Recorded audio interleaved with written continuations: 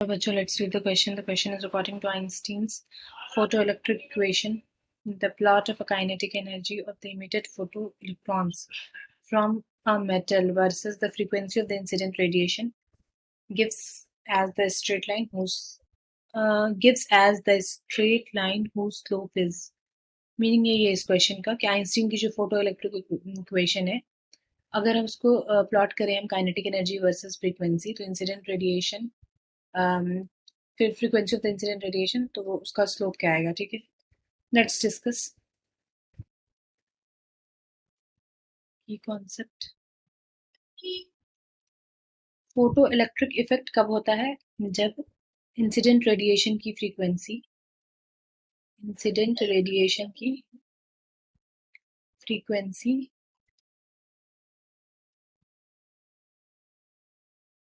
Mu is greater than mu naught. ठीक है, और म्यू नॉट क्या है?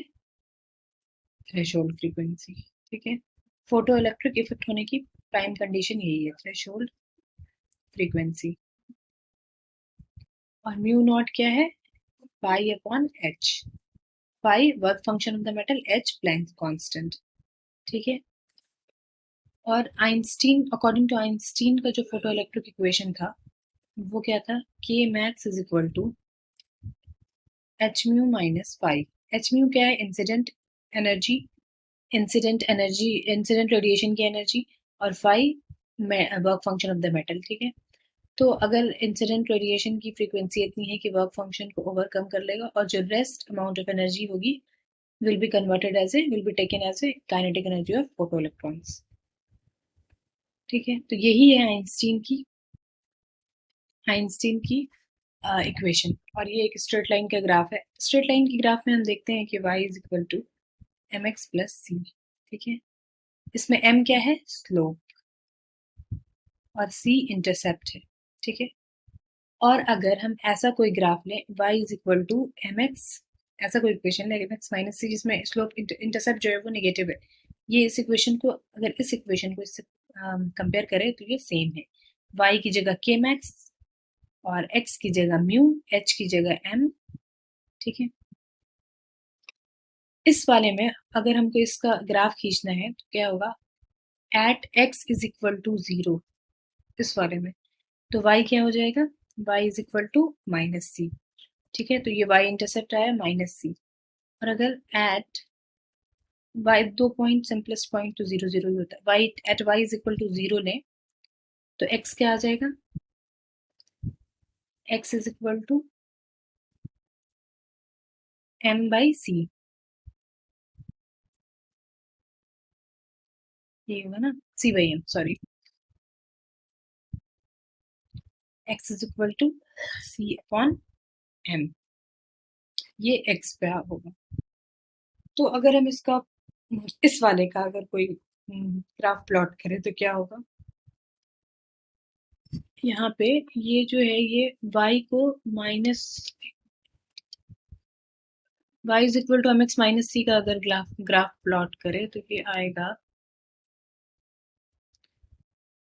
ये है x एक्सिस और ये है y एक्सिस. ठीक है, और जब यहाँ पे हमने क्या लिया था? जब x 0 है तो y is equal to minus सी.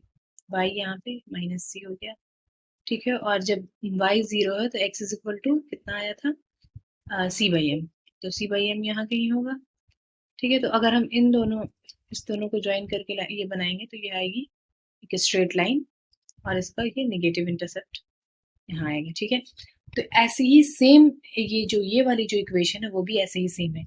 अगर हम इस इक्वेशन के लिए ये करें K max is equal to h mu minus five, तो माइनस फाइव तो इंटरसेप्ट हो जाएगा, y इंटरसेप्ट, और h क्या होगा? स्लोप. h जो स्लोप है, h क्या है? प्लैंक्स कांस्टेंट, और इसकी वैल्यू क्या है? 6.6 into 10 to the power minus 34